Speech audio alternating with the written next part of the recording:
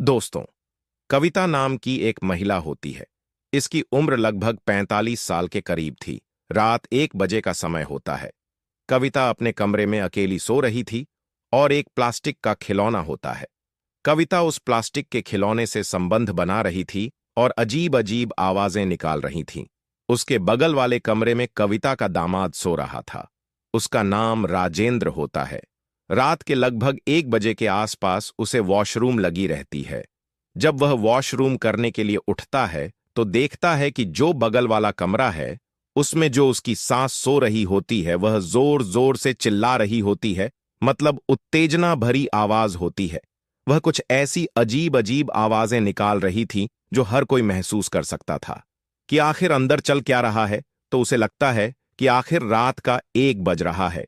इतनी रात को सासू मां कमरे में अकेली है और ऐसी ऐसी आवाजें निकाल रही है। आखिर बात क्या हो सकती है। तो वह कहीं से कुछ देखने का प्रयास करता है कि आखिर चल क्या रहा है अंदर। वह जब किसी तरीके से कहीं से देखने के प्रयास करता है तो बगल में खिड़की से झांक कर देखने लगता है तो जो उसकी सास होती है वह बिल्कुल नग्न अवस्था में लेटी हुई होती है। उसके हाथ में एक खिलौना होता है और उस खिलौने के साथ संबंध बना रही होती है। अब जो उसका दामाद होता है वह काफी देर तक अपनी सास को देखता है और वह सोचने पर मजबूर हो जाता है कि यह सब चल क्या रहा है, क्या यह रोज चलता है। अब उसका दामाद राजेंद्र यह जो है वॉशरूम जाता है। वॉशरूम से आने के बाद एक बार सोचता है कि दरवाजा खटखटाता हूं, लेकिन फिर वापस आ जाता है और अपने कमरे में आकर लेट जाता है। थोड़ी देर के बाद देखता है उसके कमरे में उसकी सासू मां आ गई है। उसकी सासू मां आने के बाद दोनों के बीच क्या होता है, आखिर सासू मां उसके पास किस लिए आई थी, इन दोनों के बीच में क्या घटना हो जाता है जिसकी किसी ने कल्पना भी नहीं की थी। जी हां दोस्तों, आज की इस घटना को सुनने के बाद शायद आप लोगों को भी बड़ी हैरानी होगी। इसीलिए इस वीडियो में आप अंत तक बने रहिएगा, क्योंकि इस घटना से आपको एक बहुत बड़ी सीख मिलने वाली है। बाकी दोस्तों, हमारी आप लोगों से एक छोटी सी रिक्वेस्ट है, वीडियो को लाइक करके चैनल को सब्सक्राइब कर लीजिए और जितने भी दोस्त हमारी इस वीडियो को जहां से भी देख रहे हैं वो कमेंट में अपना नाम और अपनी सिटी का नाम जरूर लिखें ताकि अगली वीडियो में आपके नाम हम ले सकें। दरअसल दोस्तों, यह सच्ची घटना छत्तीसगढ़ के रायगढ़ जिला की है।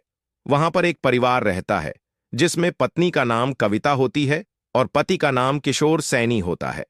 कविता की उम्र लगभग 45 साल के आसपास होती है और जो किशोर सैनी होते हैं इनकी उम्र लगभग 60 साल के आसपास होती है, जो कि दोनों की उम्र में काफी डिफरेंस होता है। जो किशोर सैनी होते हैं उम्र के ऐसे पड़ाव पर होते हैं जहां पर सारी चीजें चाहकर भी वह कुछ नहीं कर सकते थे, क्योंकि उनकी जो काम करने की शक्ति होती है वह लगभग खत्म ही हो चुकी होती है। लेकिन जो कविता होती है, अभी यह 45 साल की जवान महिला होती है। इसकी जो शरीर की इच्छाएं थीं वह बिल्कुल अभी मरी नहीं थी। जब उत्तेजना होती तो अपने आप को बर्दाश्त नहीं कर पाती थी। वो अकेलापन इनको खाया जा रहा था।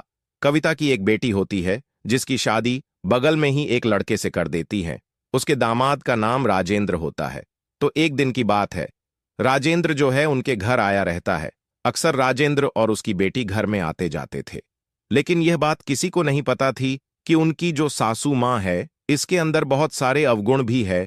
जो किशोर सैनी होते हैं उनको यह बातें पता रहती है, क्योंकि पति पत्नी के बीच में सारी चीजें समझौते के तौर पर चल रही होती हैं।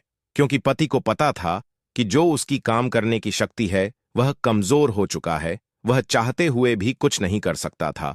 दोनों के बीच में जो बातें थीं जानकारी से चल रही होती है। पत्नी अपनी शारीरिक संतुष्टि के लिए, उसको पूरा करने के लिए प्लास्टिक के खिलौने का इस्तेमाल करती हैं और उससे जो शरीर की इच्छा थी उसको पूरा कर लिया करती है। लेकिन एक दिन की बात है, उसका दामाद जो राजेंद्र होता है वह अपने सासू मां के यहां आया रहता है। रात के लगभग 1 बजे के आसपास उसे वॉशरूम लगी रहती है। जब वह वॉशरूम करने के लिए उठता है तो देखता है कि जो बगल वाला कमरा है उसमें जो उसकी सास सो रही होती है वह जोर जोर से चिल्ला रही होती है। मतलब उत्तेजना भरी आवाज होती है। वह कुछ ऐसी अजीब अजीब आवाजें निकाल रही थी जो हर कोई महसूस कर सकता था कि आखिर अंदर चल क्या रहा है।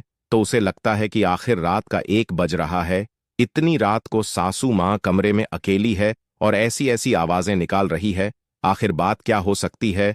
तो वह कहीं से कुछ देखने का प्रयास करता है कि आखिर चल क्या रहा है अंदर। वह जब किसी तरीके से कहीं से देखने के प्रयास करता है तो बगल में खिड़की से झांक कर देखने लगता है तो जो उसकी सास होती है वह बिल्कुल नग्न अवस्था में लेटी हुई होती है। उसके हाथ में एक खिलौना होता है और उस खिलौने के साथ संबंध बना रही होती है। अब जो उसका दामाद होता है वह काफी देर तक अपनी सास को देखता है और वह सोचने पर मजबूर हो जाता है कि यह सब चल क्या रहा है। अब उसका दामाद राजेंद्र यह जो है वॉशरूम जाता है। वॉशरूम से आने के बाद एक बार सोचता है कि दरवाजा खटखटाता हूं, लेकिन फिर वापस आ जाता है और अपने कमरे का दरवाजा जोर से बंद करता है ताकि वह समझ जाएगी कि दरवाजा मेरा ही खुला है। उसके बाद जाकर बिस्तर पर लेट जाता है। अब उसको नींद नहीं आ रही होती है। उसके आंखों पर अनेक तरह के सपने चल रहे थे। लोग सोते सोते सपना देखते हैं और यह जागते जागते सपना देख रहा था कि साला इस उम्र में भी यही हाल है। लगभग 1 घंटे का समय बीत जाता है तो अचानक से दरवाजा खटखटाने की आवाज आती है तो सोचता है कि इतनी रात को कौन आ सकता है। फिर वह समझ जाता है कि हो ना हो सासू मां ही हो सकती है, क्योंकि दरवाजा उसने इसी इशारे के लिए जोर से बंद किया था।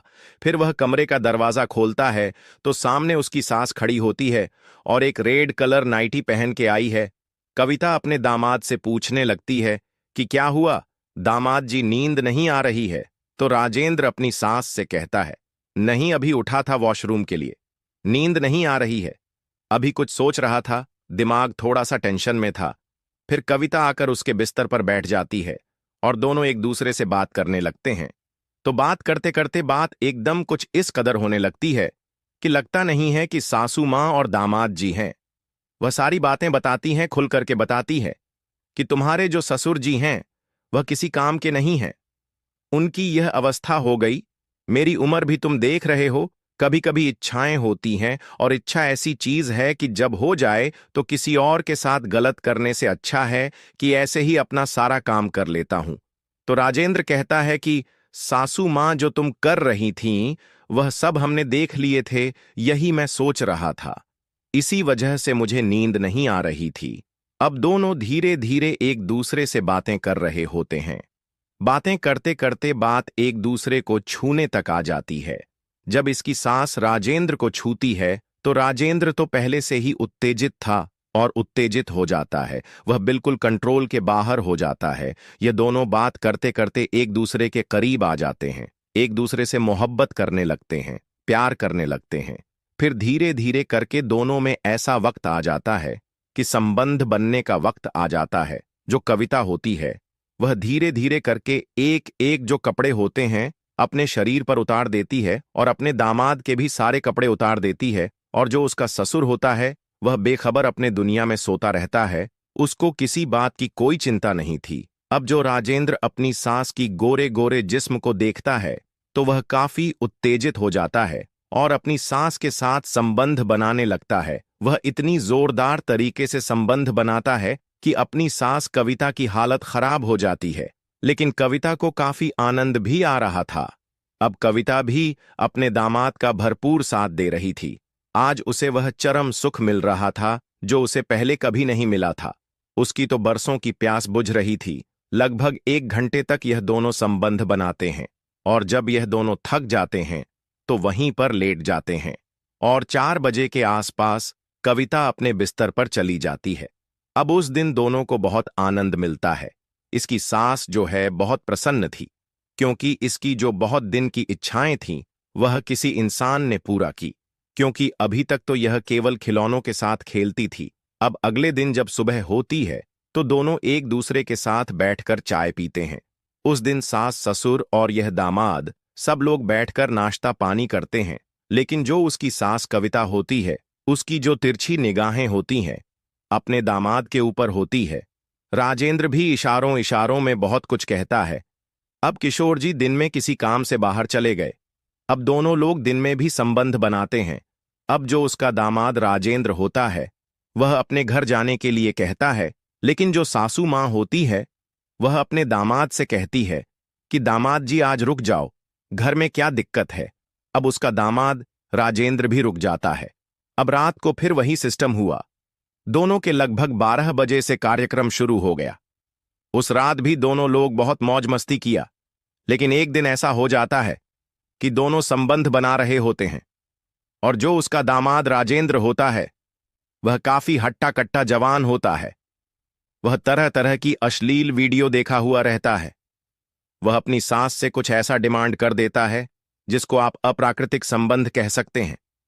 पहले तो उसकी सास मना कर देती है कि नहीं दामाद जी, हमने ऐसा कभी नहीं किया है, बर्दाश्त नहीं होगा, और कहीं आवाज निकल गई और तुम्हारे ससुर जी सुन लेंगे तो दिक्कत हो जाएगी। लेकिन जो राजेंद्र होता है वह अपनी सास से कहता है, सासू मां नहीं करोगी तो ससुर जी से बता देंगे। अब महिला बेचारी फंस जाती है और उसके साथ अप्राकृतिक संबंध बनाने लगती है। लेकिन महिला को ऐसी तकलीफ होती है कि ना चाहते हुए भी उसकी आवाज निकल जाती है, फिर किसी तरीके से शांत होती है। अब अगले दिन जब सुबह होती है तो दर्द इतनी ज्यादा हो गई थी, बर्दाश्त नहीं कर पा रही थी। कविता डॉक्टर के पास जाती है, डॉक्टर को बताती है कि हमें पाइल्स की दिक्कत है, जिसकी वजह से हम जो है बैठ नहीं पा रहे हैं। अगर आपके पास कोई ऐसी क्रीम हो तो बताओ जिससे कि थोड़ा दर्द कम हो जाए। डॉक्टर उनको जो है दर्द की क्रीम देता है जो कि जलन वगैरह से उनको राहत मिले। क्रीम लगाती है, उनको राहत मिलती है। लेकिन जो कविता होती है आज अपने दामाद को नहीं रुकती है। उसका दामाद जो है अपने घर चला जाता है। 1-2 महीने का समय बीत जाता है। आप दोनों एक दूसरे से फोन पर बातें करने लगते हैं, क्योंकि अब दोनों के बीच में कोई ऐसी रिश्तेदारी नहीं होती है। सास और दामाद का वह तो बचा ही नहीं था। अब दोनों गर्लफ्रेंड बॉयफ्रेंड बन चुके थे। अब इन दोनों में फोन से बातें होने लगी थीं। लगभग 1-1.5 महीने का समय गुजर जाता है। अब कविता भी कंट्रोल के बाहर थी। कविता को भी अपने दामाद की आदत लग गई थी। वह अपने दामाद को अक्सर घर पर बुलाने लगी थी और उसके साथ अपनी इच्छाएं पूरी करने लगी थी। दामाद जी जब बार बार घर पर जाने लगा तो उसके ससुर को भी कुछ शंका हुआ कि आखिर माजरा क्या है जो बार बार दामाद जी घर पर आ रहे हैं। एक दिन रात की लगभग 1 बजे का समय होता है। दोनों कमरे में संबंध बना रहे होते हैं। अचानक जो उसका ससुर होता है उसकी आंख खुल जाती है। वह शौच करने के लिए जा रहा होता है तो देखता है कि पत्नी के कमरे से आवाज आ रही है। उसको शक हो जाती है कि आखिर मामला क्या चल रहा है। जाकर वह अपनी पत्नी को देखता है तो रूम अंदर बंद होता है। उसका जो शक था पूरा क्लियर हो जाता है और बाहर से दरवाजा खटखटाता है। यह लोग डर जाते हैं। अब क्या करें, मजबूरी है, दरवाजा तो खोलना ही खोलना पड़ेगा। लगभग 5 मिनट के बाद दरवाजा खोलते हैं और दोनों कपड़ा पहन के निकलते हैं। तो किशोर सैनी अपनी पत्नी से पूछता कि यहां क्या कर रही हो, तो वह कहती हैं, कुछ नहीं, इनको थोड़ा तकलीफ हो गया था, इनके सर में दर्द हो रहा था तो मैं तेल लेकर के आई थी, इनको लगा रही थी। वह बगल में तेल रखा हुआ था, पूरा प्रोग्राम के साथ सारा काम चल रहा था। तो वह कहता है, तुम तेल लगा रही थी, मैं इतनी देर से दरवाजा खटखटा रहा था, तुम दरवाजा क्यों नहीं खोल रही थी, कमरे की लाइट क्यों बंद कर रखी थी। कविता अपने पति से कहती है कि नाइट बल्ब जलाए थे, इनको रोशनी दिक्कत हो रही थी। अब किशोर सैनी की शंका पूरी हो जाती है। फिर अगले दिन जब सुबह होती है तो वह अपने दामाद को धक्के देकर घर से बाहर कर देता है और कहता है कि आज के बाद मेरे घर तुम बिल्कुल मत आना, नहीं तो मुझसे बुरा कोई नहीं होगा और नहीं तो मैं सारी बातें अपनी बेटी से बता दूंगा, क्योंकि यह बात कहीं और तक ना जाए और किसी की बेइज्जती ना हो और मेरी इज्जत का भी फालूदा मत निकालो। दोबारा इस घर में तुम कभी मत आना। उसका दामाद भी समझ जाता है कि मामला यहां पर गड़बड़ होने वाला है। वहीं से दोनों अलग हो जाते हैं। दोस्तों, समाज में कब किसकी नीयत किसके ऊपर खराब हो जाए ये कोई कहने वाली बात नहीं है।